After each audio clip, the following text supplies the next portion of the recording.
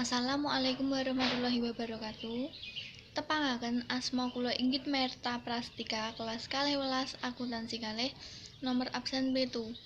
Dipun mriki kawula badhe ngrembak babagan jejibahan basa Jawi ingkang kagungan tema himbauan ngarani tata cara njagi kesarasan utawi protokol kesehatan ing pakulinan kang enggal utawi new normal. Corona utawi COVID-19 ugi dereng rampung.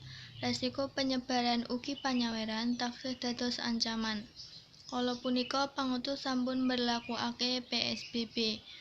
Pancen angka panyaweran COVID-19 sampun ngalami pamandhapan.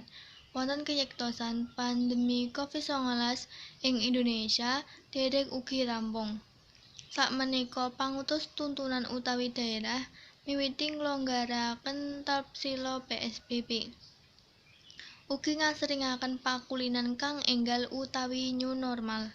New normal punika tegese kita sedaya kedah sugeng berdampingan kaliyan virus COVID-19.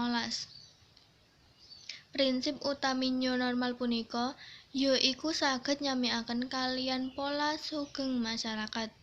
Masyarakat badhe ngradini kegesangan new normal ngantos ing panggihe vaksin.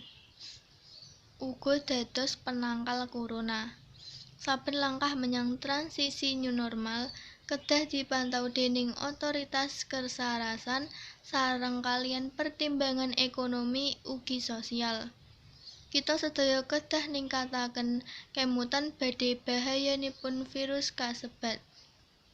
Ugi maos kersanipun boten katular lebet nindakaken aktivitas sadinten-dinten. Salah setunggalipun numindakaken protokol kesarasan ingkang dianjuraken pangutus kados setunggal ngreksa keresian asta kaliyan wijik ngginakaken sabun utawi hand sanitizer. Nomor kalih salajeng ngginakaken masker kagem nglindhungi salira saking virus ugi ngindari priyantun kersanipun boten katularan. Nomor 3 tebihi kerumunan ugi reksa antawis sosial sambontenipun 1 meter. Nomor 4 tumindakaken isolasi mandiri menawi panjenengan ngalami gejala mirip COVID-19 utawi nembe boten waluya.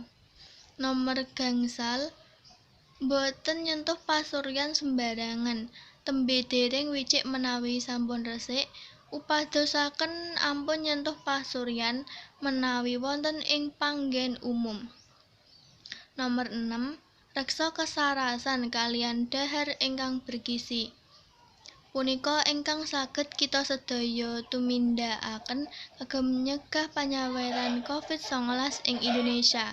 Cekap semanten saking kawula menawi wonten kirang langkungipun kawula nyuwun ngapunten. Wassalamualaikum warahmatullahi wabarakatuh.